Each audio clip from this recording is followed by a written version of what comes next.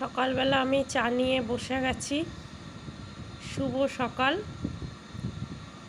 দুই ছেলে আমার ঘুমাচ্ছে, আর বরকেও চাটা দিয়ে দিয়েছি যেহেতু খাওয়া শুরু করে দিয়েছে।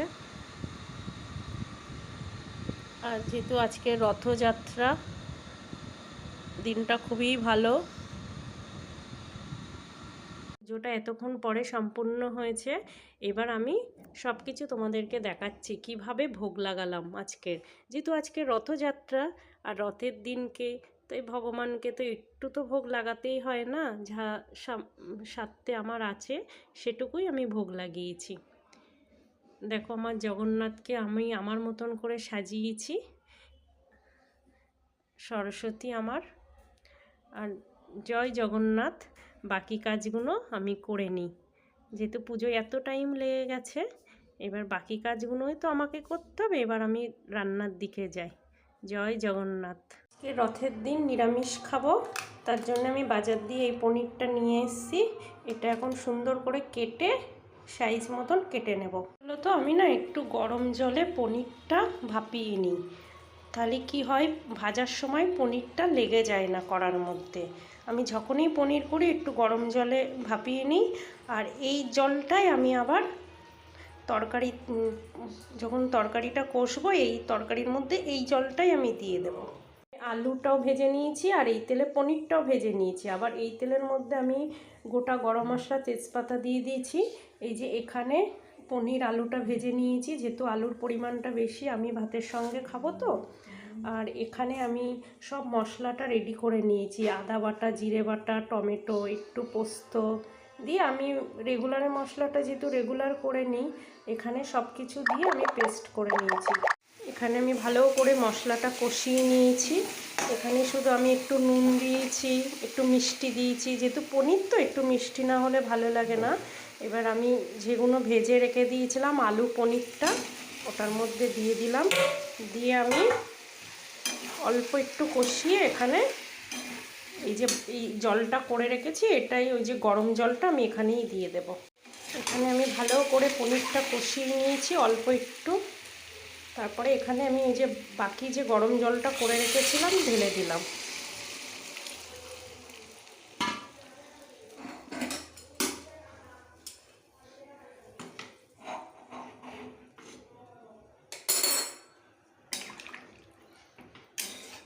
যেহেতু ভাতের সঙ্গে খাবো বলে একটু জলটাও বেশি দিয়েছি।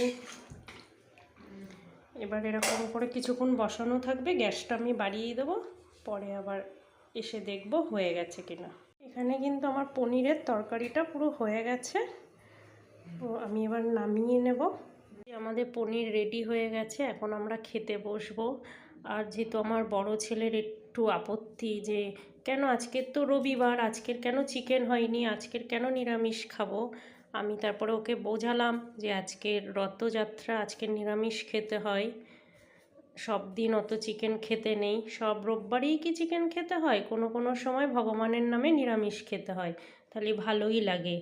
এটা বলে ওকে বোঝানো হলো। আমি আর অবি এখন যাচ্ছি রথ দেখতে, কেন রাস্তায় বেরোলেই অনেক রথ দেখতে পারবো, অবিকে আমি দেখাতে পারবো। আমরা বাড়ির থেকে বেরিয়ে একটা রথ দেখতে পেলাম। দেখো আমার অবি রথ দড়িটা ধরলো, আমিও ধরেছি।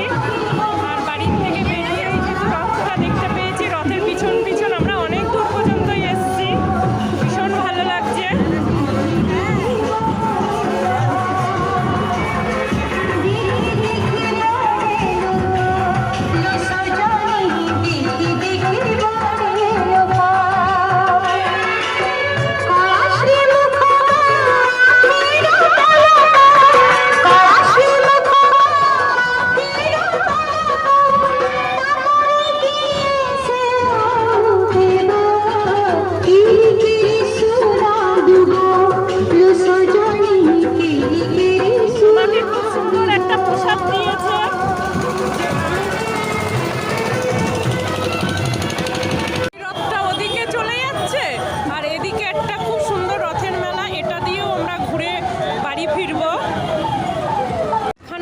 রথের মেলা হচ্ছে, দেখো কি সুন্দর।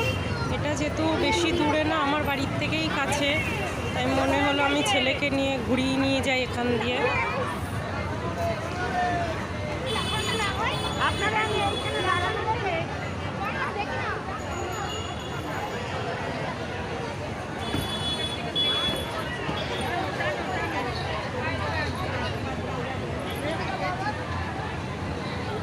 যেহেতু রথে এসছি, রথের মেলায় যাব না এটা তো হয় না, মেলা দিয়েও একটু ঘুরে আসি।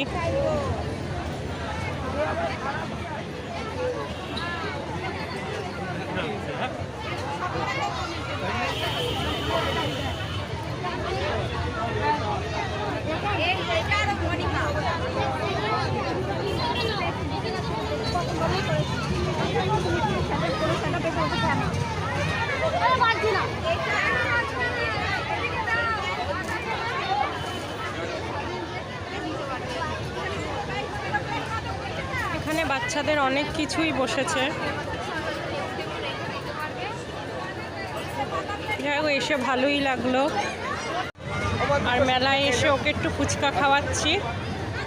ও ভালো করে খেতে পারে না, তাও খাওয়া তো শিখতে হবে না, একা একা যেহেতু বড় হচ্ছে।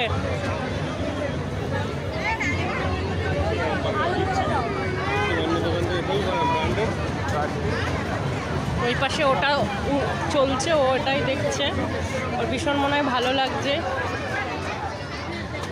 ওটাই মন দিয়ে দেখছে। কি সুন্দর একটা গোপালকেও দেখলাম, দেখো ঘুঘু মেলায় ঘুরতে এসছে। ও বাবা কি সুন্দর না অভি, ঘুঘু মেলায় চলে এসছে।